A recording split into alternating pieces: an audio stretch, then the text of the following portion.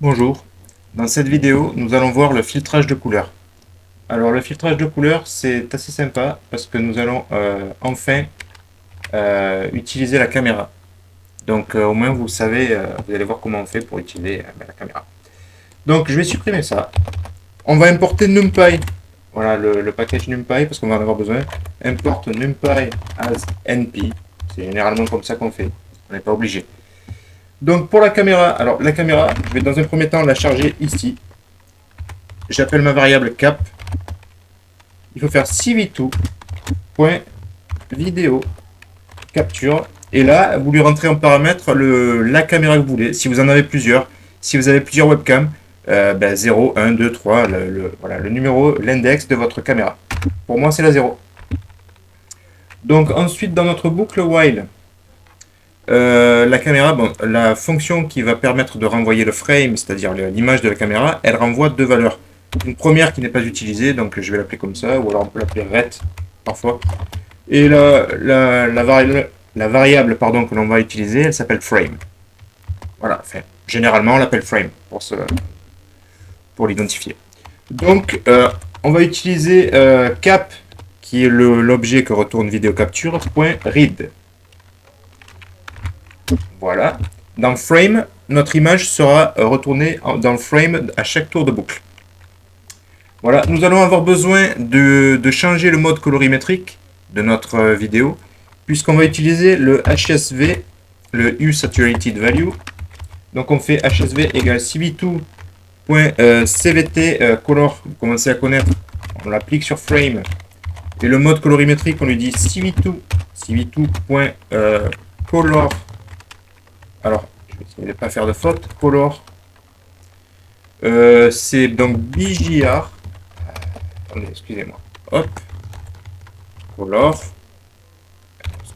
BJR. To HSV. Voilà. Donc ensuite, on lui demande de choisir deux couleurs, c'est-à-dire un range de couleurs, c'est-à-dire une fourchette, quoi, entre le plus clair et le plus sombre, sur une couleur que vous allez vouloir filtrer. Donc moi, ce sera du noir. Je vais utiliser mon téléphone portable. Je vais essayer de filtrer mon téléphone portable. Donc ce sera du noir. On aura donc deux noirs. Le noir sombre. C'est idiot de dire noir sombre, mais bon, j'ai pas d'idée. Et ça, on va créer donc le tableau de noir avec un tableau NumPy. NPArray. Et on va lui dire que le noir sombre, c'est 0,0,0. Ensuite, on va créer le noir max. On va l'appeler comme ça. C'est pas important. NPArray, même principe. Et cette fois-ci, on va lui dire qu'il me filtre jusqu'à 20, 20, 20. Voilà. Là, il va nous falloir un masque. Alors les masques, on verra ça plus tard. Pour l'instant, dans cette vidéo, contentez-vous d'appliquer le masque comme je vous le dis. Et donc, on va utiliser la fonction inRange qui veut dire, en gros, qui veut dire dans la fourchette en français. Donc, inRange, il prend le HSV qui est maintenant notre vidéo, mais au format HSV. Et on lui envoie notre noir sombre et notre noir max. Voilà, nous avons maintenant un masque qui correspondra à ce range de couleurs. Et ensuite, on va lui appliquer un bitwise end, c'est-à-dire un end pixel par pixel, c'est-à-dire il évalue deux pixels en même temps, et si les deux pixels sont à la même valeur, si chaque bit du pixel est à la même valeur, alors le résultat de retour sera 1. Si un des deux pixels est différent, s'ils ne sont pas identiques, la valeur sera 0. Hein, c'est l'algèbre de Boole. Voilà, donc ça on va le stocker dans res. Et on va lui dire cv2 bitwise end. Donc là, on va lui envoyer notre frame. Et le masque, on va lui dire c'est notre masque. Voilà. Il ne nous reste plus qu'à afficher nos deux images. cv2.inshow, on va la nommer win1 pour la première et on va lui envoyer notre frame. Voilà. Ensuite, on va refaire un cv2.imshow. On va faire ça sur win2 et on va lui envoyer notre masque. Et j'aurais dû créer l'original. Donc, masque. Excusez-moi, je change un peu les noms à la dernière minute. Et donc là, ce sera res. Et là, on va l'appeler Win3. Donc, hop, copier, coller. Et là, ce sera res.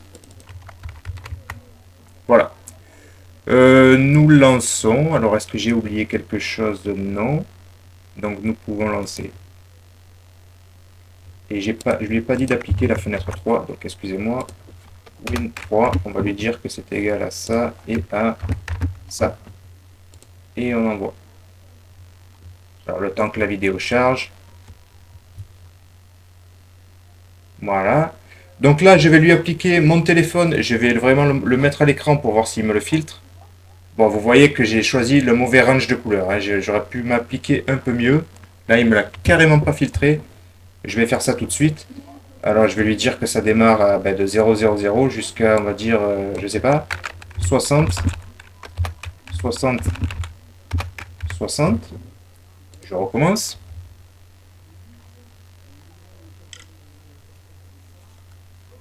Alors, ah, c'est déjà mieux.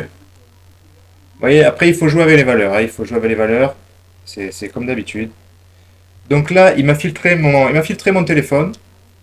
Donc le masque, c'est pas important, c'est juste pour vous montrer tout ce qui est en blanc sur le masque, sur la fenêtre du masque, c'est pour vous montrer ce qu'il a réussi à filtrer. Et tout ce qui est dans res, c'est le résultat de retour. Donc bon, là, c'est pas, j'aurais pas dû choisir un objet noir, surtout que je me suis un peu raté sur les valeurs. Mais ouais, je vais faire ça avec un objet bleu pour vous montrer, parce que sinon vous allez dire que ça n'a aucune utilité, et vous aurez raison.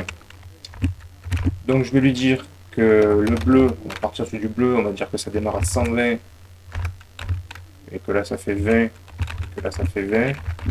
Et on va lui dire que le maximum c'est 0, 0 et 255. Voilà. Maintenant il va me falloir un objet bleu. Je cherche ça tout de suite. Hop. Un gobelet. Ah, je ne suis pas passé en mode colorimétrique. Alors, est-ce qu'il m'a pris plutôt du rouge? Non. Quelle couleur il est en train de me filtrer là? Je sais pas. Je ne sais pas quelle couleur il me filtre. J'ai dû me tromper encore une fois sur les valeurs. Logiquement, un Rubik's Cube, il devrait au moins en trouver une. Non. Qu'est-ce que j'ai mis? Qu'est-ce que j'ai mis? Et je sais pas. Ah, peut-être. Peut-être que... Voilà. On va essayer à nouveau.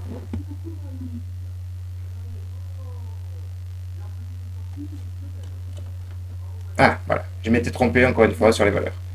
Quelle couleur il m'a filtré là? Je sais pas trop. Je sais pas ce que je lui ai demandé de me filtrer. Décidément, pour les valeurs, je suis vraiment pas doué. Et je m'en excuse. Normalement, le résultat est beaucoup plus beau, beaucoup plus propre. Qu'est-ce qu'on pourrait faire? Qu'est-ce qu'on pourrait faire? Vous savez ce que je vais faire? Je vais lui demander de me filtrer vraiment au plus bas. Voilà, et on recommence. Je suis désolé. Ah, je pense savoir pourquoi. On verra plus tard, mais je pense savoir pourquoi.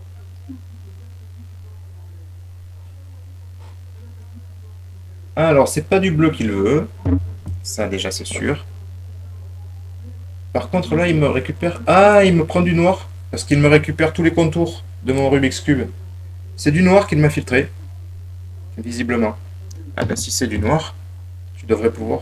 Ouais, c'est du noir. Eh ben, écoutez, il me semble que je suis resté sur le noir. Donc, voilà. Du coup, la vidéo... Enfin, le résultat n'est pas le résultat escompté. C'est pas très très beau. J'en suis désolé. Mais encore une fois, c'est à vous de jouer avec les valeurs. Si vous voulez changer, amusez-vous. Quoi qu'il en soit, c'était tout ce que je voulais vous montrer.